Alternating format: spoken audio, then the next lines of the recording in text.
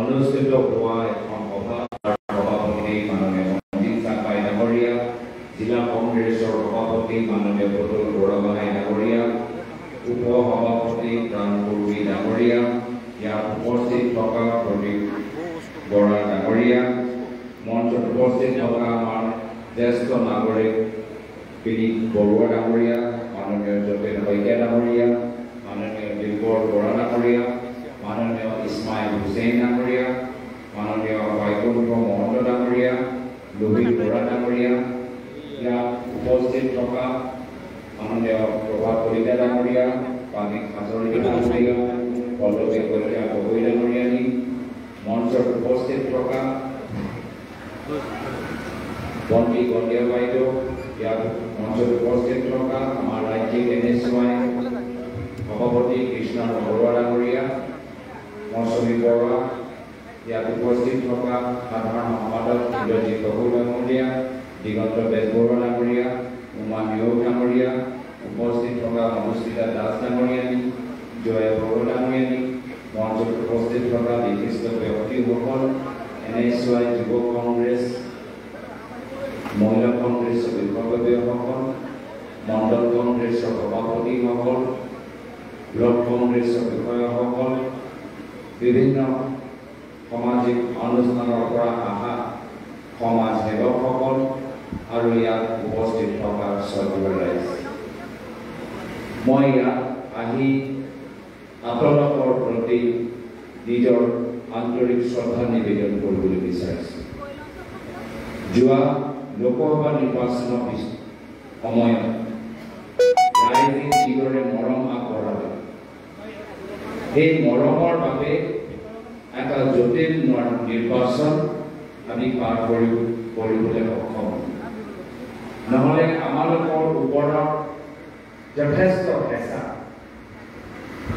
গোটেই অসম চৰকাৰ যোৰহাটৰ ভিতৰত বহি গৈছে, বিভিন্ন সময়ত মন্ত্ৰী আহিছে, BJP দলৰ ডাঙৰ ডাঙৰ নেতাসকল আহিছে, মুখ্যমন্ত্ৰী আহিছে, কিন্তু যোৰহাটৰ ৰাইজৰ মৰমৰ ভিতৰত ইমান শক্তি আছে যে এই গোটেই ডাঙৰ ডাঙৰ BJP দলৰ নেতাসকলক আঁতৰাই আপোনালোকে তৃতীয়বাৰৰ বাবে আৰু সেইকাৰণে মোৰ কৰ্তব্য যে যি আশা যোৰহাটৰ ৰাইজে সমগ্ৰ অসমৰ মানুহক দেখালে, এতিয়া মোৰ কৰ্তব্য যে যোৰহাটৰ পৰা এয়া বাৰ্তা অসমৰ চুকে কোণে প্ৰত্যেক জিলাৰ ভিতৰত লৈ যাব লাগিব যে অসমৰ ভিতৰত কোনো বিশেষ দল সংগঠন শক্তিশালী নহয়, অসমৰ ভিতৰত অসমৰ জনসাধাৰণ আটাইতকৈ শক্তিশালী। এই বাৰ্তা আমি চুকে কোণে লৈ যাব লাগিব। যেতিয়া জনসাধাৰণ শক্তিশালী হ'ব, তেতিয়াহে বোলে এটা চৰকাৰ ৰাইজৰ হৈ কাম কৰিবলৈ বিচাৰিব। যেতিয়া ৰাইজ শক্তিশালী হ'ব, তেতিয়াহে গৈ প্ৰশাসনৰ বিষয়াসকল আপোনালোকৰ কথাবোৰ শুনিব। আজি ইয়াত অহা আগতে আমি ৩৫খন গাঁও পঞ্চায়তৰ ভিতৰত গলো আৰু দেখা পালো যে কিমান কষ্টৰ মাজত আজিও আমাৰ অসমৰ ৰাইজ ভুগিবলৈ গৈছে। ২১ জুলাইত আমাৰ দুইজন যুৱক তেওঁলোকে ঘৰ যাওঁতে ৰাস্তা কাষত এটা বৃহত্তৰ এটা পুখুৰী তাত খান্দি ৰাখিছিল। সেই পুখুৰীত তেওঁলোকে পৰিলে আৰু তেওঁলোকৰ নিজৰ প্ৰাণ হেৰুৱাবলৈ হ'ল। কিন্তু দুখৰ কথা যে আজিলৈকে সেই অঞ্চলত প্ৰশাসনৰ কোনো প্ৰতিনিধি মোক জনামতে তাত যোৱা নাই। এই দুয়োজন যুৱকৰ পৰিয়ালৰ খবৰ ল'বলৈ কোনো প্ৰশাসনৰ প্ৰতিনিধি যোৱা নাই। আকৌ আমাক কোৱা গৈছে যে যিজনে পুখুৰী খান্দিলে সিয়ে আকৌ জিলা প্ৰশাসনৰ নাম লৈ থাকে। আজি এনেকুৱা এটা পৰিস্থিতি যে এই অঞ্চলৰ মানুহে ন্যায় পাব লাগে, কিন্তু তাৰ বিপৰীত এই অঞ্চলৰ মানুহৰ ওপৰত এতিয়া কেছ লগাই থৈছে। ইমান শক্তিশালী হ'লে আজি বিজেপি চৰকাৰ কাৰ হৈ কাম কৰি আছে, প্ৰশাসনে কাৰ হৈ কাম কৰি আছে। যি গাঁৱৰ ভিতৰত এনে ধৰণৰ দুৰ্ঘটনা হ'ল, গাঁৱৰ মানুহ সহায় কৰিব লাগিছিল, কিন্তু সেই গাঁৱৰ মানুহ এটা জমিনত আজি তেওঁলোকে জেলৰ পৰা ওলাইছে। আৰু সেই কাৰণে আজি কংগ্ৰেছ দলৰ ভূমিকা ইমান গুৰুত্বপূৰ্ণ হৈছে। অসমৰ জনসাধাৰণ, ভাৰতৰ জনসাধাৰণে লাহে লাহে বুজি পাইছে যে এই বিজেপি মাত্ৰ আদানী আৰু আম্বানীৰ বাবে তেওঁলোকে কাম কৰে। বিজেপি আদানী আৰু আম্বানীৰ বাবে কাম কৰে। সেইকাৰণে আমাক কংগ্ৰেছ দল লাগে, আমাৰ সাধাৰণ মানুহৰ হাত শক্তিশালী কৰিব। আজি সত্য ৰাইজ আপোনালোকে দেখা পাইছে যে বৰ্তমানৰ সময়ত আমাৰ আৰ্থিক অৱস্থা ভাল নহয়। যেতিয়াৰ পৰা বিজেপি আহিছে, মূল্য বৃদ্ধি এই সমস্যা আৰু বাঢ়িছে। কিন্তু যি সময়ত বৰ্তমান চৰকাৰে মূল্য বৃদ্ধিৰ পৰা আমাক ৰেহাই দিব লাগে, এইখন চৰকাৰে গাঁৱৰ ভিতৰত আমাৰ ওপৰত স্মাৰ্ট মিটাৰ লগাই আমাক আৰু ধাৰুৱা কৰিছে। স্মাৰ্ট মিটাৰ লগোৱা কাৰণ কি? যে এইখন চৰকাৰ ধাৰত চলি আছে আৰু নিজৰ ধাৰ মাৰিবলৈ এতিয়া তেওঁলোকে দুখীয়া মানুহৰ পৰা স্মাৰ্ট মিটাৰ যোগেদি পইচা তুলি আছে। এনেকুৱা অৱস্থা আজি চৰকাৰ ধাৰুৱা হৈ গৈছে। ক'ত গ'ল আমাৰ জিএসটি, ক'ত গ'ল ইনকাম টেক্স, ক'ত গ'ল কেন্দ্ৰৰ চৰকাৰৰ পৰা অহা পইচাবোৰ? এই পইচা অসমৰ মুখ্যমন্ত্ৰী হিমন্ত বিশ্ব শৰ্মা ডাঙৰীয়া গোটেই পিডব্লিউডি বিভাগৰ ভিতৰত ব্যৱহাৰ কৰিছে।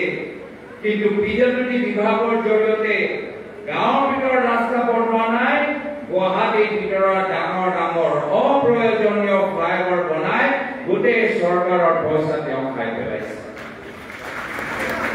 গাঁৱৰ ভিতৰত ৰাস্তা অৱস্থা কওকচোন কেনেকুৱা? ৰাস্তা উন্নত হোৱা নাই, ৰাস্তা মেৰামতি হোৱা নাই। বৰষুণৰ সময়ত কিমান তেওঁলোকৰ ৰাস্তা অৱস্থা আপোনালোকে চাওকচোন। আৰু এই ৰাস্তা এই পিডব্লিউডি বিভাগৰ দায়িত্ব কোন? মুখ্যমন্ত্ৰী হিমন্ত বিশ্ব শৰ্মা ডাঙৰীয়া। আৰু তেওঁ পিডব্লিউডি বিভাগ যোগেদি কি কৰি আছে? এটা পিছত এটা তেওঁলোকে গুৱাহাটীত দামী দামী ফ্লাইঅভাৰ বনাই মাত্ৰ ডাঙৰ ডাঙৰ ঠিকাদাৰৰ মতে তেওঁলোকে কাম কৰি আছে। মোক মনত পৰে যে মোৰ পিতৃ প্ৰাক্তন মুখ্যমন্ত্ৰী প্ৰয়াত তৰুণ গগৈয়ে নিজৰ কাৰ্যকালৰ সময়ত কৈছিল, ৰাইজৰ পদূলি ৰাইজৰ চৰকাৰ, এয়া হৈছে কংগ্ৰেছ দলৰ মূল মন্ত্ৰ। এয়া আছিলে আমাৰ মূল মন্ত্ৰ, ৰাইজৰ পদূলি ৰাইজৰ চৰকাৰ। ৰাইজৰ ঘৰে ঘৰে প্ৰশাসনৰ মানুহবোৰ যাব লাগে, এনে ধৰণৰ নিৰ্দেশ আমি দিছিলো। কিন্তু বৰ্তমানৰ সময়ত আমি দেখিছো বিজেপি চৰকাৰৰ মূল মন্ত্ৰ হৈছে ঠিকাদাৰৰ পদূলি ঠিকাদাৰৰ চৰকাৰ। ঠিকাদাৰৰ পদূলি বিজেপি চৰকাৰ, এয়া হৈছে তেওঁলোকৰ মূল মন্ত্ৰ। স্মাৰ্ট মিটাৰ লগাই দিছে সাধাৰণ মানুহবোৰক। কিবা কাৰণত আপোনালোকে ট্ৰেফিকৰ যদি উলংঘন কৰে আপোনালোকৰ ফাইন আগতকৈ বেছি বঢ়াই দিছে। ইয়াৰ পৰা যদি গুৱাহাটী যাব লাগে তেতিয়া মাজত টোল দিব লাগে। প্ৰত্যেক ক্ষেত্ৰত আপোনালোকৰ জিএসটি।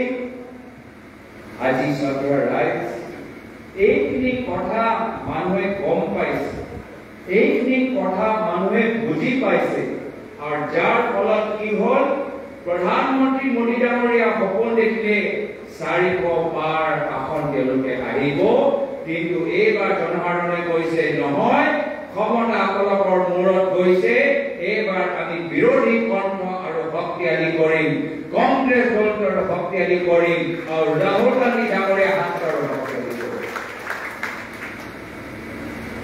ৰাইজে গম পাই গৈছে যে প্ৰধানমন্ত্ৰী মোদী ডাঙৰীয়া মাত্ৰ নিজৰ মনৰ কথাহে কয় মন কি বাত কয় কিন্তু ৰাইজৰ কথা কোনে ক'ব দেশৰ যে ডাঙৰ ডাঙৰ ভিতৰত আমাৰ জ্বলন্ত সমস্যা সেই সমস্যাবোৰ কোনে উত্থাপন কৰিব এতিয়া ৰাইজে গম পাই গৈছে প্ৰধানমন্ত্ৰী মোদী ডাঙৰীয়া নিজৰ মন কি বাত কয় আৰু ৰাহুল গান্ধী ডাঙৰীয়া হৈ গৈছে ভাৰতৰ কণ্ঠ ৰাইজৰ কথা এতিয়া ৰাহুল ডাঙৰীয়াক উত্থাপন কৰে তাৰ সৰু উদাহৰণ অলপদিন আগতে চৰকাৰে বিজেপি চৰকাৰে ইউনিফাইড পেনশন আঁচনি ওলাইছে ইমান দিন এইখন চৰকাৰ তেওঁলোকে পেনশন স্কিম সলনি কৰিবলৈ বিচৰা নাই কিন্তু যেতিয়া ৰাহুল ডাঙৰীয়া ক'লে কি নহয় আমাৰ চৰকাৰী কৰ্মচাৰীসকলক আমি অপমান কৰিব নোৱাৰো ইমান বছৰ তেওঁলোকে ৰাইজৰ হৈ সেৱা কৰি গ'ল কাম কৰি গ'ল এতিয়া পেনশনৰ সময়ত আমি চৰকাৰী কৰ্মচাৰীসকলৰ লগত অন্যায় কৰিব নোৱাৰো ৰাহুল গান্ধী ডাঙৰীয়া কংগ্ৰেছ দলৰ এই পেনশন স্কিমটো বিষয় হিচাপে যেতিয়া ল'লে তেতিয়াহে গৈ প্ৰধানমন্ত্ৰী মোদী ডাঙৰীয়া এতিয়া পেনশন স্কিম এতিয়া সলনি কৰিছে নহ'লে কেতিয়াও নহ'লে প্ৰত্যেকবাৰ আমি দেখা পাইছো যে খেতিয়কসকলৰ ওপৰত জোৰ জবস্তি কৰি কৃষি ক্ষেত্ৰত কলা আইন কেন্দ্ৰৰ চৰকাৰে আনিলে খেতিয়কসকলে আন্দোলন কৰিলে কিন্তু যেতিয়া আমি সকলে একগোট হলো খেতিয়কসকলে একগোট হল বিৰোধী শক্তি একগোট হল তেতিয়াহে গৈ প্ৰধানমন্ত্ৰী মোদী ডাঙৰীয়া হাৰ মানিবলৈ হ'ল আৰু কৃষি আইন তেওঁলোকে বাতিল কৰিলে সেইকাৰণে শ্ৰদ্ধেয় ৰাইজ জনসাধাৰণ আজি সক্ৰিয় হ'ব লাগিব সচেতন নাগৰিকসকলৰ ভূমিকা আগতকৈ আৰু বেছি গুৰুত্বপূৰ্ণ হৈ গৈছে এইবাৰ যোৰহাট লোকসভা নিৰ্বাচনৰ ভিতৰত মই অকলে নিৰ্বাচন খেলা নাই কংগ্ৰেছ দলে অকলে নিৰ্বাচন পথাৰত নামি যোৱা নাই সমগ্ৰ যোৰহাট লোকসভা সমষ্টি সচেতন নাগৰিক পথাৰত নামাৰ কাৰণে আমি 1.5 লাখ ব্যৱধানত আমি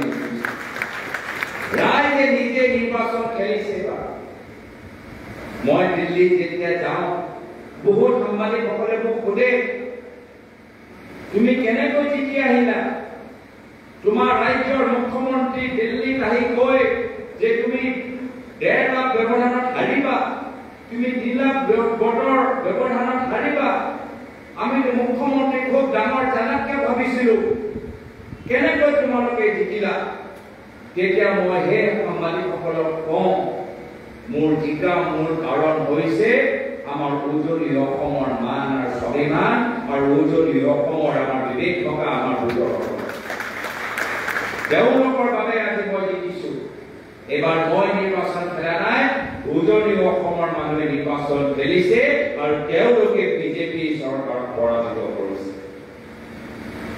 এতিয়া এনে ধৰণৰ ফলাফল আহা পিছত বিজেপি দল মুখ্যমন্ত্ৰী শংকিত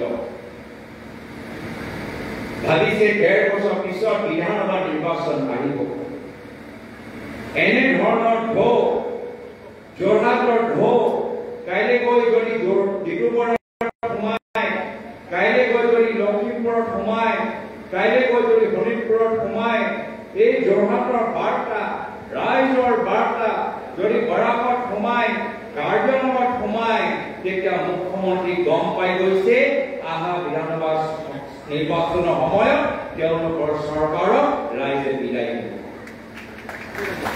এতিয়া ৰাইজৰ মুখে মুখে এটাহে কথা বিধানসভা নিৰ্বাচন কেতিয়া আহিব আকৌ আমাৰ বটল পুলিচ ষ্টেচনত সোমাই আমাৰ ইভিএমৰ বটল টিপিবলৈ মন আছে আৰু এবাৰ বটল টিপি আমি এইখন চৰকাৰক এইখন মুখ্যমন্ত্ৰীক আমি বিদায় দিবলৈ বিচাৰোঁ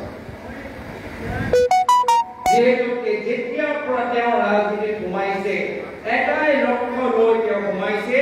নিজৰ ব্যক্তিগত ধন সম্পত্তি আৰু বৃদ্ধি কৰে। মই বাৰম্বাৰ আপোনালোকক নিৰ্বাচনৰ সময়ত কৈছো 15 বছৰ মোৰ পিতৃ অসমৰ মুখ্যমন্ত্ৰী, মই আজি 3বাৰকৈ সাংসদ হলো, আজিও মোৰ নামত কোনো বাগান নাই আৰু ভৱিষ্যতো মোৰ নামত কোনো বাগান নাথাকিব। কিন্তু আমি দেখা পাইছো এইখন চৰকাৰ বসুন্ধৰা 1, বসুন্ধৰা 2, বসুন্ধৰা 3 আনিছে। এইবোৰ আঁচনিৰ জৰিয়তে সাধাৰণ মানুহৰ লাভ হোৱা নাই, কিন্তু মুখ্যমন্ত্ৰী ঘৰৰ ভিতৰত আৰু সম্পত্তি বাঢ়ি গৈ আছে। এই গোটেই বসুন্ধৰা আঁচনিটো নিজৰ মুখ্যমন্ত্ৰী নিজৰ সম্পত্তি মাটি ক'ত ক'ত ল'ব পাৰে সেইবোৰ মাটি চিনাক্ত কৰাৰ বাবে এই বসুন্ধৰা আঁচনি ওলাইছে, এনেকুৱা যেন অনুভৱ আমাৰ ৰাইজৰ হয়।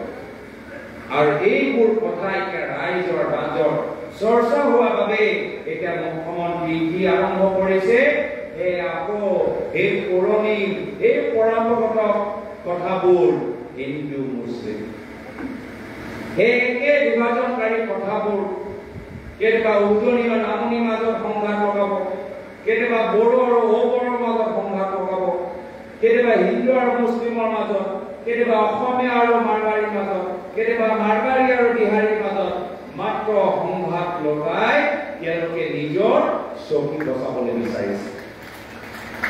অসমৰ ভিতৰত সংঘাত লগাই তেওঁ নিজৰ মুখ্যমন্ত্ৰীক গালি ৰখাবলৈ চেষ্টা কৰিছে। কিন্তু আমি কংগ্ৰেছলৈ শপত খাই প্ৰণ লৈছো যে আমি অসমত আমি মানুহক একত্ৰিত কৰিম, আমি মানুহক একজোট কৰিম। য'ত বিজেপি দলে য'ত মুখ্যমন্ত্ৰী হিমন্ত বিশ্ব শৰ্মা ডাঙৰীয়া বিভাজনৰ জুই লগাই তাত কংগ্ৰেছ দলৰ কৰ্মীখিনি সোমাই আমি সেইখন জুই আমি নুমাম। তেওঁলোকে জুই লগাব, আমি জুই নুমাম। তেওঁলোকে মানুহৰ মাজত হিংসা সৃষ্টি কৰিব, আমি মানুহৰ মাজত সম্প্ৰীতি, মানুহৰ মাজত সন্মান, মানুহৰ মাজত মৰমৰ এই বাৰ্তা লৈ আমি মানুহৰ মাজত এটা সুস্থ পৰিৱেশ আমি গঢ়ি তুলিম। আজি হিন্দু লৈ ৰাজনীতি কৰিবলৈ বিচাৰে, কিন্তু হিন্দু নামত কি কৰে তেওঁলোকে? হিন্দু নামত অপপ্ৰচাৰ, হিন্দু নামত ভয় আৰু ভাবুকি, হিন্দু নামত ঘৃণা। কি দেখাবলৈ বিচাৰে? যে হিন্দু মানুহ শংকিত হ'ব লাগে, হিন্দু মানুহ দুৰ্বল অৱস্থা, এনেকুৱা বাৰ্তা তেওঁলোকে বাৰম্বাৰ দিয়ে। কিন্তু আমাৰ কাৰণে হিন্দু মানে সাহস, আমাৰ কাৰণে হিন্দু মানে শক্তি, আমাৰ কাৰণে হিন্দু মানে সত্য, আমাৰ কাৰণে হিন্দু মানে শান্তি, আমাৰ কাৰণে হিন্দু মানে প্ৰগতি। আৰু এয়া পাৰ্থক্য হৈছে আৰু ৰাইজে গম পাই গৈছে যে আজি বিজেপি দল হিন্দু কথা কয়, হিন্দু ধৰ্মৰ কথা কয়, কিন্তু বাৰম্বাৰ অপপ্ৰচাৰ, বাৰম্বাৰ মিছা কথা। মহাত্মা গান্ধীয়ে কি কৈছে যে আজি আমাক সত্য এটা পথ ল'ব লাগিব, সঁচা কথাবোৰ ক'ব লাগিব। আৰু তেওঁলোকে মাত্ৰ মিছলীয়া কথা কৈ আমাক এইখিনি কথা ৰাইজক বুজাব লাগিব যে হিন্দু মানে শক্তি, হিন্দু দুৰ্বল নহয়, হিন্দু মানে শান্তি, হিন্দু ঘৃণা সৃষ্টি নকৰে, হিংসা সৃষ্টি নকৰে, হিন্দু মানে প্ৰগতি। আমি সদায় আধুনিক সমাজৰ লগত খাপ খাই থাকো। হিন্দু মানে সাহস, হিন্দু মানে আমি দুৰ্বল মানুহক ৰক্ষণা দিয়া। এয়া হৈছে আমাৰ দায়িত্ব, এয়া হৈছে আমাৰ দায়িত্ব। আৰু এইখিনি কথা আমাক পাতিব লাগিব। আজি পবিত্ৰ ভাদ মাহ চলি আছে। এই ভাদ মাহত আমি সকলোৱে নামঘৰত সোমাই আমাৰ নামঘৰীয়া লগত আমি নাম কীৰ্তন ভিতৰত আমি ভাগ লওঁ। এয়া হৈছে আমাৰ পৰম্পৰা। যোৱাকালি জন্মাষ্টমী দিনত মই মন্দিৰত গ'লো, তাতে হৰে কৃষ্ণ হৰে ৰাম, মই নামঘৰত সোমালো, তাতে হৰে ৰাম। কিন্তু আজি তাৰিখত বিজেপি দলে কেতিয়াবা অসমীয়া আৰু মাৰৱাৰীৰ মাজত সংঘাত লগাব, কেতিয়াবা বিহাৰী সম্প্ৰদায়ক টাৰ্গেট কৰিব, কেতিয়াবা বঙালী সম্প্ৰদায়ক টাৰ্গেট কৰিব, কেতিয়াবা মুছলিমৰ সম্প্ৰদায়ক টাৰ্গেট কৰিব। আৰু কি ধৰণৰ কথা আজি মুখ্যমন্ত্ৰীৰ পৰা আমি শুনি থাকোঁ যি কথা এজন অসমৰ মুখ্যমন্ত্ৰী আজি গৰিমা তেওঁ দললৈ গৈছে অসমৰ মুখ্যমন্ত্ৰীৰ কাৰণে উচিত নহয় এনে ধৰণৰ কথা আমি তেখেতৰ মুখৰ পৰা শুনি থাকোঁ আজি এই কাৰণে আমাৰ উদ্দেশ্য হ'ল যে আমি বাস্তৱ সমস্যা লৈ আমি কাম কৰি যাওঁ আৰু ৰাইজক বুজাম যে এইখন যে ৰাজনীতি চলাই আছে মুখ্যমন্ত্ৰী মহোদয় আমালোকৰ মাজত সংঘাত লগোৱা ৰাজনীতি তাৰ মূল উদ্দেশ্য হ'ল 2024 নিজৰ দাবী ৰক্ষা কৰাৰ বাবে নহলে গম পাই গৈছে কি যদি চৰকাৰ গুচি যায় আমাৰ প্ৰদেশ কংগ্ৰেছ সভাপতি ভূপেন বৰা ডাঙৰীয়া কৈছে যে তেওঁলোকে এসআইটি খুলিব আৰু গোটেই মুখ্যমন্ত্ৰী তেখেতৰ লগত যিমানবোৰ কোম্পানী জড়িত হৈ আছে প্ৰত্যেক ক্ষেত্ৰত এসআইটি জৰিয়তে এটা তেওঁলোকৰ তদন্ত কৰিব আৰু সেইকাৰণে গম পাই গৈছে মুখ্যমন্ত্ৰী মহোদয় যে যদি ক্ষমতা গুচি যায় তেওঁলোকৰ ওপৰত এসআইটি কেছ হ'ব আৰু নিজকে এসআইটি পৰা বচাবলৈ এতিয়া চাৰিওফালে সংঘাত সেইকাৰণে মানুহে মনত পেলায় যে এইবোৰ দিন এনে ধৰণৰ ভাষা এনে ধৰণৰ ৰাজনীতি আমি প্ৰাক্তন মুখ্যমন্ত্ৰী প্ৰয়াত তৰুণ গগৈদেৱৰ দিনত দেখা পোৱা নাই প্ৰয়াত তৰুণ গগৈদেৱৰ দিনত আমি সকলোৱে নিজৰ আদৰ্শ আমি পালন কৰিবলৈ এটা সুবিধা পাইছোঁ সেই সময়ত যিসকল অৱজ্ঞ আছিলে তেওঁলোকে অৱজ্ঞ সভালৈ গৈছিলে যিসকল বিজেপি আছে তেওঁলোকে বিজেপি সভালৈ গৈছিলে যিসকলে কংগ্ৰেছ সভালৈ যাবলৈ বিচাৰে কংগ্ৰেছ সভালৈ গৈছিলে কিন্তু আজিৰ তাৰিখত যদি কোনোবা কংগ্ৰেছৰ সভালৈ যায় তেওঁলোকৰ আঁচনি কৰ্তন কৰা যায় মন্ত্ৰীবোৰ আহি নামঘৰে টকা পেলায় এয়া বিজেপি আদৰ্শ হলে নহয় এয়া প্ৰশ্ন কেতিয়াবা মোৰ মনত উত্থাপন ময়ো বিজেপি আৰু অৱকৰ ইতিহাস বহু দিনৰ পৰা অধ্যয়ন কৰি আহিছোঁ বাজপেয়ী দিনত বিজেপি কেনেদৰে কাম কৰি আছে মই যথেষ্ট অধ্যয়ন কৰোঁ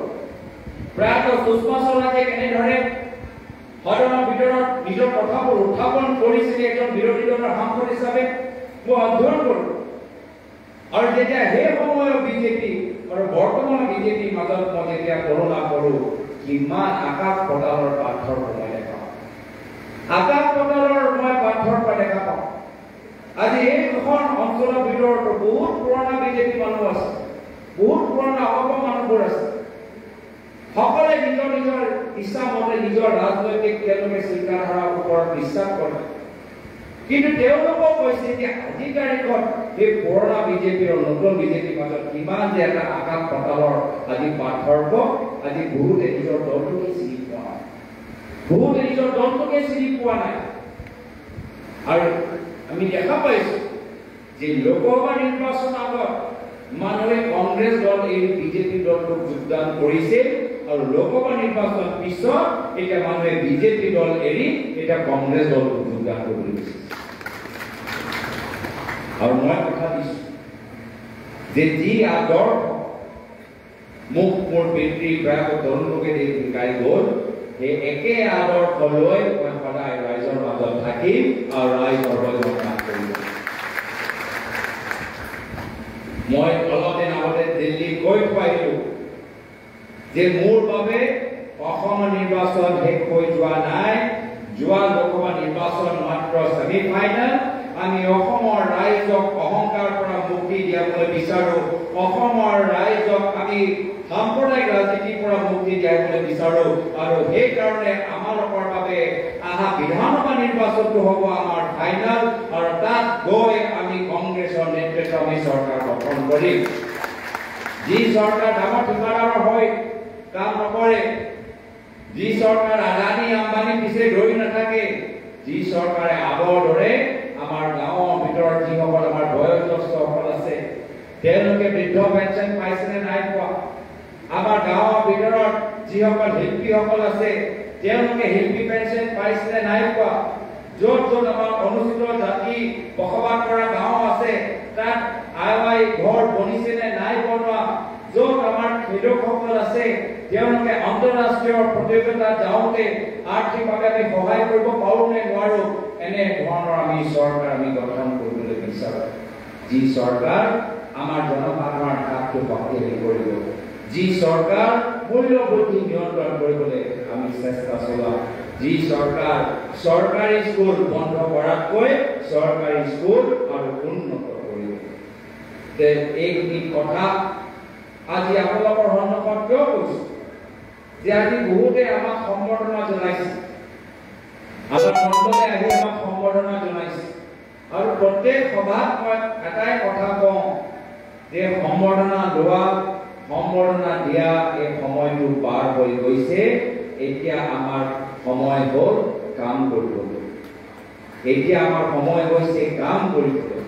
আৰু মোক সম্বৰ্ধনা সভাত নিমন্ত্ৰণ জনোৱাতকৈ মোক গাঁৱৰ ভিতৰত লৈ যোৱা আৰু গাঁৱৰ ৰাইজৰ ওচৰত গৈ মানুহৰ কি সমস্যা আছে তাৰ লগত সন্মুখীন হ'বলৈ এটা সুযোগ দিয়া।